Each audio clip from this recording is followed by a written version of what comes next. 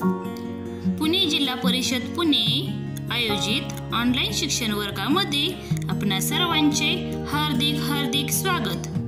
तर विद्यार्थी मित्रांनो, आज आपण इयत्ता 3री विषय परिसर अभ्यास त्यातील पाठ क्रमांक 5 आपले गाव आपले शहर पान नंबर 40 आणि 41 याविषयी सविस्तर माहिती पाहणार आहोत।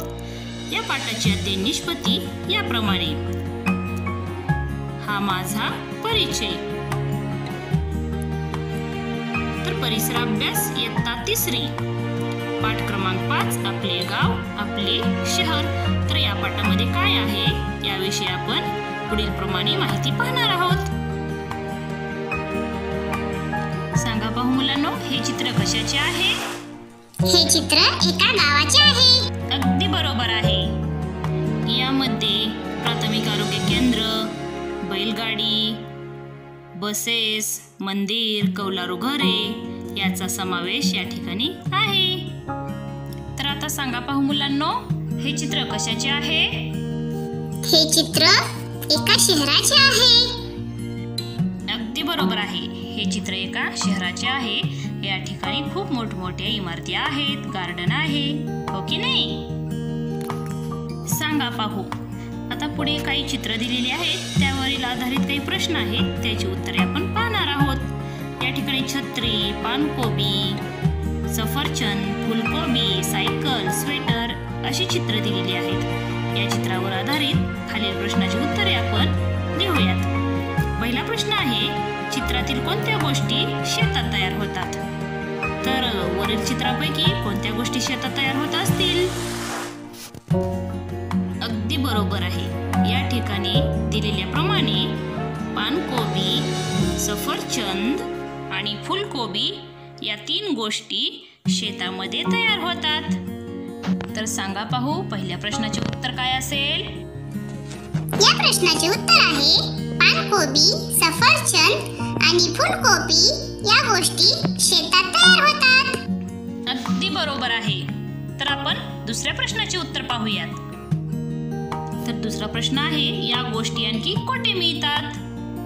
या गोष्टी आणखी बाजारामध्ये मिळतात। अगदी बरोबर आहे। चित्रातील कोणती गोष्ट कारखान्यात तयार होते? बरोबर, सायकल, छत्री आणि स्वेटर या गोष्टी कारखान्यात तयार होतात। प्रश्न चौथा, या गोष्टी तुम्हाला आणखी कुठे मिळतात? या गोष्टी आणखी दुकानात मिळतात। बरोबर। तर आता यानंतरचा प्रश्न आहे, या गोष्टींची आपल्याला कशासाठी आवश्यकता असते? दैनंदिन गरजा भागविण्यासाठी या गोष्टींची आपणास आवश्यकता असते। यानंतरचा प्रश्न आहे, या गोष्टी ग्रामीण व शहरी भागात पोहोचविण्यासाठी कोणत्या साधनाचा वापर केला जातो? यासाठी वाहनांचा वापर केला जातो। एकदम बरोबर। तर विद्यार्थी मित्रांनो, पुढील काही गोष्टी दिलेल्या आहेत, त्याचा अभ्यास आपण करूयात। तर यामध्ये धान्य, दूध, भाजीपाला या गोष्टी कुठून येतात? तर या गोष्टी आपणास ग्रामीण भागातून किंवा गावातून उपलब्ध होतात।